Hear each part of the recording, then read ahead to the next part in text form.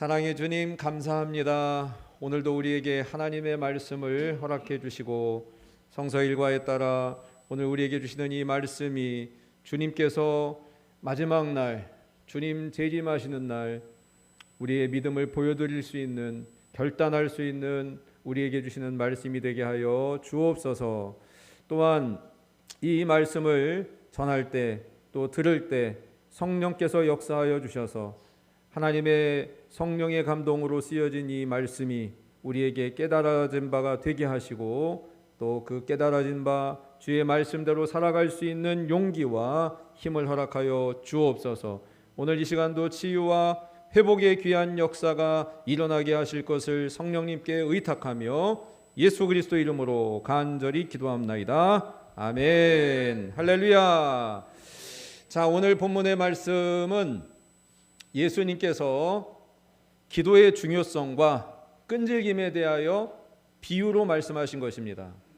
자, 오늘 이 말씀이 나올 때 어떤 문맥의 배경이 있느냐 하면 바로 17장을 가보면 알 수 있습니다. 바로 앞단락은 예수님의 재림 현상에 대해서 설명하고 있습니다. 하나님의 나라가 어디 있습니까? 여기 있습니까? 저기 있습니까? 아니다. 하나님의 나라가 너희에게 임했다. 이렇게 말씀하시면서 비유를 드셨어요. 어떤 비유를 드셨느냐? 자, 17장 34절로 올라가 보세요. 내가 너희에게 이르노니 그 밤에 둘이 한 자리에 누워 있음에 하나는 데려감을 얻고 하나는 버림을 당할 것이다. 이게 주님 재림하는 날 일어나는 현상이라는 것입니다. 그 니콜라스 케이지라고 하는 영화 배우가 몇 년 전에 이 내용을 근거로 해서 영화를 하나 찍은 게 있습니다. 아마 여러분 검색창에 쳐보면 대충 그 영화의 내용을 알 수가 있을 거예요. 그 레프트 비하인드라는 영화 제목이었어요. 그러니까 남아있는 사람들이 있었다는 거죠. 남아있는 사람들이 그 이후에 어떻게 되느냐 하는 문제예요. 그 영화는 어떤 내용이냐면 비행기를 타고 가는데 조종사가 하나가 갑자기 사라지는 거예요. 그리고 나머지 비행사는 또 하나 남아있고 운전을 하고 있는 운전사가 갑자기 사라지는 거예요. 그럼 어떻게 되겠어요? 그래서 영화의 시작은 그렇게 미국스럽게 스펙타클하게 진행되는데 결국 무슨 내용을 담고 있느냐 보았더니 지금 예수님이 하신 말씀을 비유로 영화적으로 만든 거예요. 35절 보실까요? 두 여자가 함께 맷돌을 갈고 있음에 하나는 데려감을 얻고 하나는 버려둠을 당할 것이라. 여러분 미안한 예지만 오늘 이 시간에도 예배드리다가 주님의 마지막 날 돼서 주님께 불림을 당하는 사람이 있고 남아있는 사람이 있다고 하는 것은 그건 주님의 선택이고 주님의 방법이겠죠. 여하튼 예수님께서 재림 때 마지막 날 이런 현상이 있을 것이다 라고 말씀을 한 뒤에 18장에서 곧장 이어서 비유로 말씀하시는 겁니다. 어떤 비유였습니까? 18장 1절 예수께서 그들에게 항상 기도하고 낙심하지 말아야 할 것을 비유로 말씀하여. 이해가 되셨습니까? 오늘 기도하라고 하는 내용, 낙심하지 말라고 하는 이 내용이 어떤 배경이었습니까? 재림 때까지 그리스도인들은 낙심하지 말아야 된다는 겁니다. 주님 앞에 우리가 서는 날까지 낙심할 일들이 있을 수 있죠. 예를 들면 원하지 않는 실수라든지 또는 실패라든지 또는 나와 상관없는 주변 사람들의 모함, 오해, 그런 것들을 당할 때 우리의 마음이 뚝 떨어질 수가 있죠. 여러분 이런 모함을 당해본 사람들은 알아요. 자기 존재가 부정당하는 것이거든요. 그런 부정당하는 경험을 해보면 참으로 마음이 시리고 아픕니다. 한 인간에 대한 연민의 감정도 들고 왜 저렇게 할까 하는 의구심도 들고 참 복잡 미묘한 거예요. 그것도 가장 가까운 사람으로부터 모함을 당해보십시오. 이거는 무슨 증인도 없고 그랬다고 주장하는 것에 대해서 증명할 길도 없고 이게 참 답답한 일이거든요. 이렇게 답답한 일을 당하고 있는 그리스도인들에게 주님은 재림할 때까지, 주님 다시 오실 때까지, 아니면 우리가 주님 앞에 설 때까지 낙심하지 말고 기도하라고 하는 것을 비유로 가르쳤다는 것입니다. 요즘에 우리가 새벽 기도에 시편 말씀을 보고 있는데 지금 계속 보고 있는 시들이 탄식 시입니다. 개인이 탄식을 하든 공동체가 탄식을 하든 탄식이 왜 생깁니까? 억울한 일이 있다는 거죠. 뭔가 답답한 일이 있다는 거예요. 그거를 내 힘으로 내 능력으로 해결하면 탄식하지 않습니다. 그냥 자기 주먹이 나가든지 자기 돈으로 해결하든지 자기의 법적인 지위로 해결하든지 하면 되는 거예요. 그런데 다윗이 탄식하는 시를 보면 그 원수 갚는 거 하나님께 맡겨버리고 저는 하나님 앞에 감사제를 드리겠습니다. 낙헌제를 드리겠습니다. 예배하겠습니다. 찬송하겠습니다. 결론은 그렇게 가고 있더라는 거죠. 그게 지금 우리가 보는 새벽의 탄식시의 정형화된 패턴입니다. 원수의 현상을 다 나열해요. 원수들이 나를 어떻게 괴롭히는지 다 나열해요. 그리고 나서 하나님 나에게 원수 갚는 힘 주십시오가 아니라 원수 갚는 거 하나님 앞에 맡겨드리겠습니다. 저는 그 시간에 하나님 더 예배하고 찬양하겠습니다. 하나님만이 나의 산성, 하나님만이 나의 요새. 이렇게 찬양하고 있지 않습니까? 오늘 예수님께서도 제자들에게 주님 나라 갈 때까지, 아니 주님이 다시 재림할 때까지 낙심하지 말라는 거예요. 낙심하지 말고 기도하라는 거예요. 우리가 지난 시간에 예수님께서 누가복음 이 평지 설교를 시작하시면서 제자들을 다 불러 모으시고 네 가지 복과 네 가지 화에 대해서 말씀 나누지 않았습니까? 제자가 돼서 주의 복음을 전하다 보면 때로는 가난하게 될 수 있다. 때로는 줄인 자가 될 수 있고 때로는 지금 우는 자가 될 수 있고 복음을 전하다가 예수 때문에 욕먹을 수 있다. 그러나 너희들이 낙심하지 말아라. 왜? 너희에게 복이 있다. 하나님의 나라가 너희 것이다라고 주님이 제자들에게 말씀하지 않았습니까? 오늘도 마찬가지입니다. 기도하는 동안 우리의 상황과 환경에 따라 쉽게 낙심할 수 있는 그런 순간들이 오겠지만 예수님은 오히려 그 시간에 기도하라고 권장하고 있는 것입니다. 오늘 이 비유에 등장하고 있는 사람이 두 사람이에요. 하나는 과부고 하나는 재판관입니다. 이 과부는 자신이 처한 상황에서 할 수 있는 일이 간청하는 것밖에 없어요. 간구하는 것밖에 없어요. 그것이 기도였다는 것이죠. 3절 보실까요? 그 도시에 한 과부가 있어 자주 그에게 가서 내 원수에 대한 나의 원한을 풀어주소서. 원수를 풀어달라는 거예요. 원수에 대한 나의 원한을 풀어달라는 거예요. 재판관에게 가서 자기가 할 수 있는 게 이거밖에 없다는 거예요.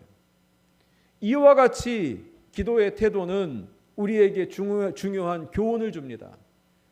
한 번 청원했다고, 한 번 풀어달라고 했다고 풀어지지 않는 그런 상황 속에서도 낙심하지 말고 기다리고 끈기를 가지고 기도하라고 주님이 말씀하고 있습니다. 3절에 자주라고 하는 단어가 나오죠.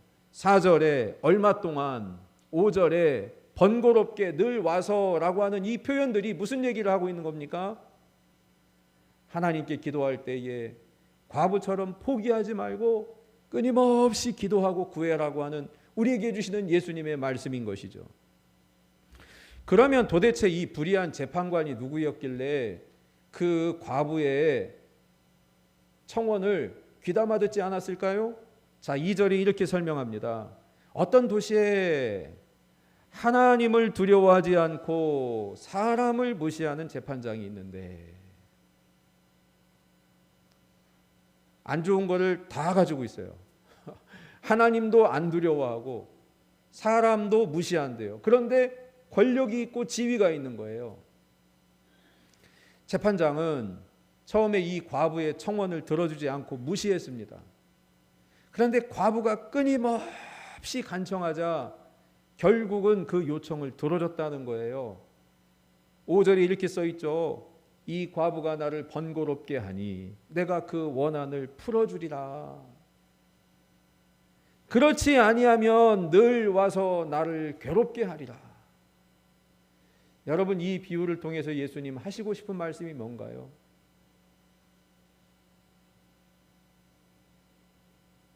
하나님은 불의한 재판관과 다르다는 것입니다. 오늘 본문의 말씀의 맥을 잘 잡으셔야 됩니다. 이 세상의 재판관들 다 불의해. 믿을 수 없어. 여러분, 그게 아니고 하나님과 이 세상의 불의한 재판관은 비교할 수 없다는 거예요. 하나님은 공정하고 의로우시고 우리의 기도를 외면치 않고 들으십니다. 하나님은 지금도 살아계시고 지금도 우리의 예배를 받으시고 지금도 우리의 중심을 보고 계시는 거예요. 불의한 재판관은 놀랍게도 자기 스스로가 어떤 사람인지 알고 있더라고요. 다행스러운 측면이죠. 4절에 이렇게 써 있죠. 그가 얼마 동안 듣지 아니하다가 과부의 청원을 듣지 않았다는 거죠. 후에 속으로 생각하되, 자기 속으로 생각해요. 내가 하나님을 두려워하지 않고 사람을 무시하나. 자기 스스로도 하나님을 두려워하지 않고 사람을 무시한다는 걸 인정을 해요. 여러분, 하나님 두려워하지 않고 사람을 무시한다고 하는 것이 무엇을 의미할까요? 결국 율법의 핵심이 뭡니까? 예수님께 제자들이, 바리새인들이 와서 물어보죠. 율법, 가장 으뜸된 율법이 뭡니까? 계명이 뭡니까? 주님께서 뭐라고 말씀하시나요? 하나님 사랑하고 또 그와 같이 사람을 사랑하라. 이게 율법이요 강령이다. 결국 이 재판관 한마디로 얘기하면 율법을 무시하는 사람이죠. 하나님 말씀 무시하는 사람이에요. 왜? 하나님도 두려워하지 않고 사람을 무시한다고 했으니 하나님도 안 사랑하는 것이고 사람도 안 사랑하는 것이죠. 그런데 권력이 있어. 재판할 수 있는 힘이 있어요. 세상에는 이런 사람이 있을 수 있죠. 구분 재판을 할 수도 있죠. 누가 봐도 저건 아닌데 하면서 엉뚱한 결론이 날 수도 있죠.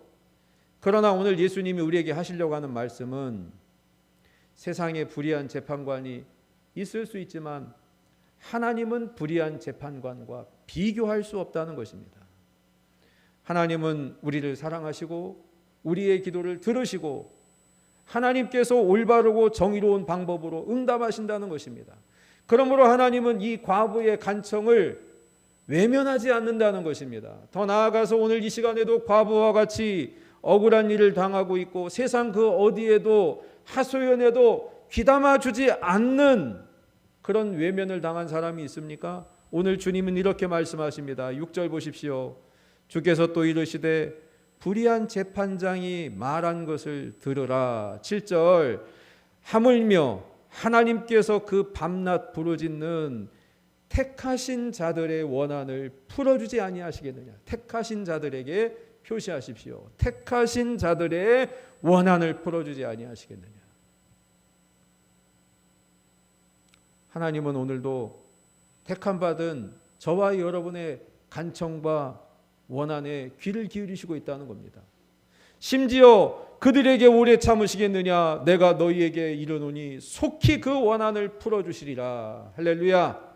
이것이 예수님께서 소개해 주신 하나님입니다. 우리가 하나님을 오해하는 경우들이 있어요. 왜? 우리의 경험치가, 우리의 생각이 하나님을 다 담을 수 없는데 우리가 다 하나님을 다 안다고 생각하는 그런 실수를 벌이는 것이죠. 마치 불의한 재판관처럼 하나님을 그렇게 오해하는 경우들도 있다는 것이죠. 그러나 하나님은 불의한 재판관과 결코 비교할 수 없습니다. 다 알고 계세요. 다 보고 계세요. 하나님이 길이 참으시는 이유는 하나님의 능력이 부족해서가 아니라 오히려 우리에게, 인간들에게 회개할 기회를 주시기 위함 아니겠습니까? 우리의 기도는 하나님의 뜻 안에서 이루어질 것입니다. 하나님은 우리의 필요를 아시고 때가 되면 하나님의 방법대로 응답하실 것이에요. 그것을 믿는 그 믿음이 오늘 우리에게 예수님께서 요청하고 있는 것입니다. 그래서 예수님은 오늘 이 과부와 불의한 재판장의 비유를 통해서 너무 쉽게 우리에게 가르쳐 주셨어요. 낙심하지 말아라. 하나님이 우리의 기도를 들으신다. 하나님은 불의한 재판장이 아니시다. 너무 쉽게 우리에게 명약관하게 가르쳐 주셨어요. 그러면서 예수님이 마지막에 이 예수님의 말씀을 듣고 있는 모든 회중들에게 마지막으로 질문을 던집니다. 그 질문이 바로 8절의 말씀입니다. 8절 보십시오. 그러나 인자가 올 때에 세상에서 믿음을 보겠느냐. 이게 오늘 결론입니다. 과부처럼 기도해라. 하나님은 불의한 재판장이 아니시니 우리의 기도를 반드시 들어주신다. 그래서 우리에게 낙심하지 말고 항상 기도하라고 말씀하신 예수님께서 마지막에 이 반문을 던지고 있다는 거예요. 사실 오늘 말씀의 핵심은 여기에 있다고 해도 과언이 아닙니다. 이 반문은 어떤 의미가 있을까요? 우선 첫째는 제자들은 때로는 하나님의 신실성을 의심한다는 것이죠. 왜? 낙심해서, 하나님을 오해해서. 그래서 기도를 중단하는 경우들이 있더라는 것이죠. 쉽게 말하면 하나님 살아계시면 왜 이런 일을 제가 당해야 됩니까? 하면서 불평불만하는 순간들이 있을 수 있다는 것이죠. 그런데 예수님은 오히려 묻고 있어요. 인자가 올 때에 세상에서 믿음을 보겠느냐? 결국 이 질문은 하나님에 대해서 불신앙을 가지지 말고 그 순간에도 여전히 하나님을 믿을 수 있겠느냐 하고 제자들에게 묻고 있는 것입니다. 저와 여러분들에게 묻고 있는 것이에요. 문제는 하나님이 아니라 사람이죠. 사람의 믿음이 들쑥날쑥하고 있다는 것이죠. 그러므로 오늘 이 비유를 마치면서 예수님이 요청하시고 있는 게 뭐예요? 주님이 원하시는 게 뭐예요? 믿음입니다. 믿음. 두 번째로 설명하자면 이 반문은 예수님이 제자들에게 결단을 촉구하고 있는 것이에요. 무슨 얘기냐? 제자라면 하나님을 의심하기보다 하나님을 믿으라는 것이죠.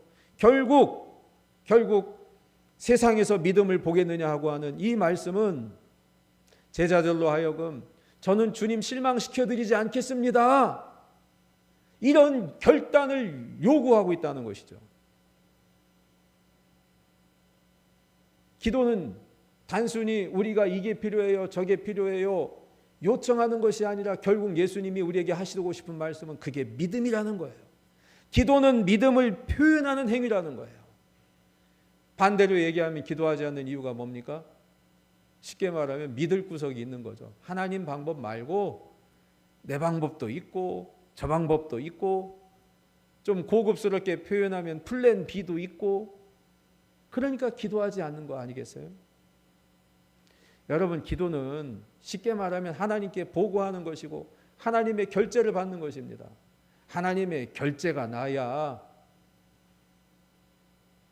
일이 풀리는 거예요. 내가 하고 싶어도 하나님의 결제가 안 나면 진행될 수 없는 거예요. 내 마음대로 다 결정해 놓고 하나님이 뒷수습해 주십시오. 이게 아니라 하나님 앞에 기도하고 하나님의 결제를 받아야 된다는 것이죠.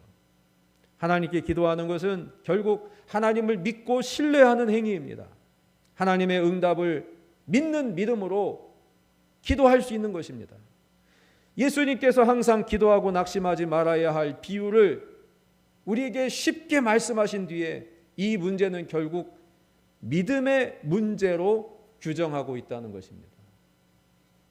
낙심되는 상황에서도 하나님을 끝까지 믿을 수 있겠는가? 세상에 과연 이런 사람들을 찾을 수 있겠는가? 예수님이 반문하고 있는 것이죠.